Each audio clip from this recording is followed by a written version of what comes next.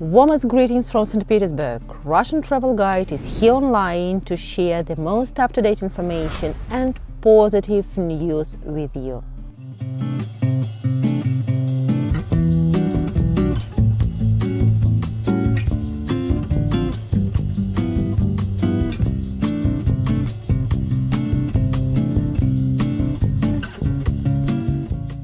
Sweden has always been a dissident among the European countries.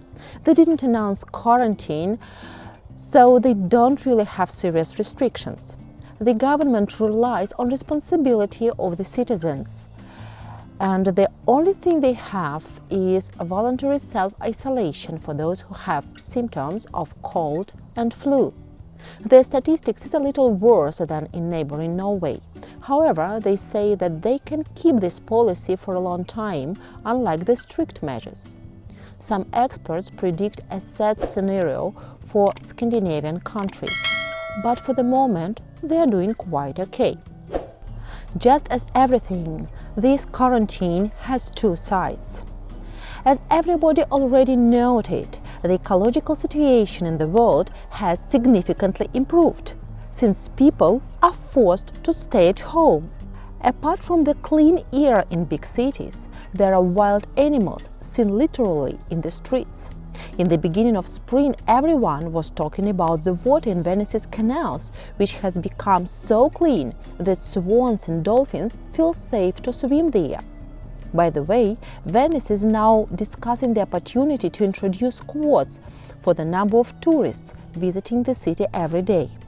The impact of tourism on this place has been truly dramatic, so the current situation will probably stimulate the fundamental changes in the industry.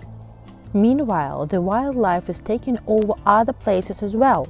For example, in the national park in South Africa, lions sleep on the road in the middle of the day, whereas previously they did this only at night. Now, people don't disturb animals and they feel safe enough. In St. Petersburg, someone managed to see and take photos of beavers on Vasilievsky Island. This is nearly the center of the city. The quarantine certainly brings us closer to nature. At the same time, we are all asked to stay as far as possible from each other. Social distancing has become the main idea of this year. We are constantly reminded to keep the distance of 1.5–2 meters from each other. There are markers and lines on the floors of the shops, supermarkets and other public venues. However, counting the distance in meters or even feet is quite boring. Why not to count in bears, dogs or alligators? The trend is becoming popular in a number of countries. Obviously, the Russian measuring unit is a bear. These fun rules really encourage you to keep the distance, the same as make you smile and laugh, and that is really important. As more we laugh, the stronger our immune system is. Another thing that should make you smile is the way of protection for the monuments in St. Petersburg. The city dwellers decided to ensure the safety of griffons on the Bank Bridge and put medical masks on their faces. This action also meant to attract people's attention to self-protection and encourage them to wear masks in public.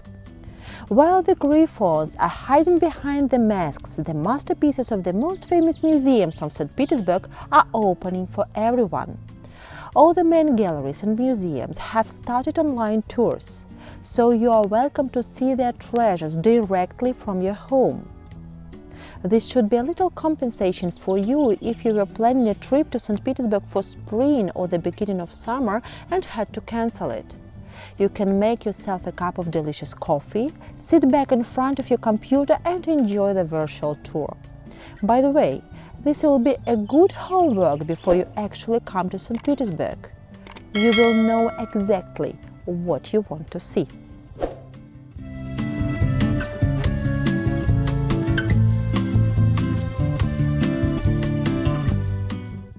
We are constantly keeping an eye on the world situation to share the most interesting, encouraging and important news with you.